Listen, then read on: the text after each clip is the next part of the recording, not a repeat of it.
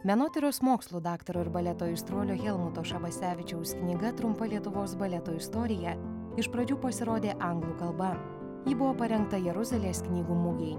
Prabėgus beveik metams, leidykla Krantai nusprendė išleisti lietuviškai ir tik jau papildyta naujausiais faktais.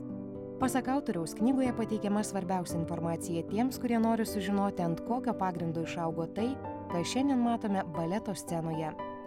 Ką apie šį leidinį mano Lietuvos nacionalinio operos ir baleto teatro prima balerina ir viena iš baleto mokyklos įkūrėjų bei pedagogių Eglė Špokaitė. Lietuviško baleto istorija dar yra, nelabai ilga. 85 metai šiemet sueina nuo to pirmojo baleto Kopelė, apie kurį čia rašė 25 metais, kuris pirmas, nuo kurio lyg ir skaičiuojasi ta mūsų istorija. Ir šiemet gruodžio 4 bus 85 metai sueis, vėlgi bus baletas Kopelė, tik dabar jau naujas, šiuolaikinis baletas. Tai va, ta istorija yra labai, nėra, galima taip pasvarstyti, ar ilga, ar trumpa. Vis tik tai, žmonės, kurie ateina į teatrą šiandieną ir tikrai, nors kartą apsilankė, jie įsidėmėjo artistą, lietuvį, kuris juos tuo metu sujaudino, sužavėjo.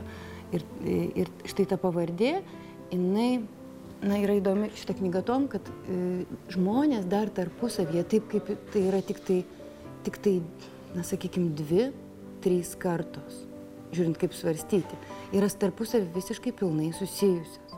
Tai reiškia, kad jeigu tu žinai vieną pavardę, tu gali tiesiog atsekti šitos knygos pagalba ryšius, kaip jie yra tiesiogiai susiję su pačiu baleto gimimu. Tai yra labai įdomu, nes mes visi tarpusavy dar susiję. Jeigu yra istorija ilgesnė, tai jau šito padaryti nebeįmanoma. Iš tikrųjų, jeigu kam nors įdomu istorija, tai yra tokia, kaip ir analizė, tokia kas, iš kur, kodėl gimsta kas. Dar nežinau, šitą knygą galėčiau pavadinti tarp rytų ir vakarų, pavyzdžiui, man jinai tokia.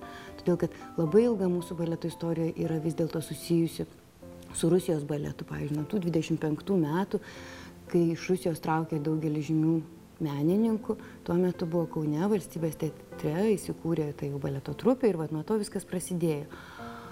Vis tik tai, dar ir šitoje knygoje rašo, kad vis tik tai dar anksčiau baleto, tos jau šaknys, tokios užuomazgos vis tik tai siekia 18 amžių arba dvarus, ten Tyzenhauzo, Ginskio. Ir būtent tuo metu įtaka buvo iš vakarų Europos. Visai kita įtaka. Ir todėl tas vėlesnis labai didelis mūsų tos baleto tradicijos siejamos su Rusija. Ir jau šiandieninės, kurios vėlgi yra vakarietiškos. Tai vėlgi tą knygą skaitant galima tada suprasti, koksgi gali būti tas mūsų nacionalinis baletas ir kokios tos mūsų tradicijos, kurios labai sunkiai, labai po truputį gimsta, bet vis tik tai gimsta ir kieno ir kokių dalykų jos yra įtakojamos.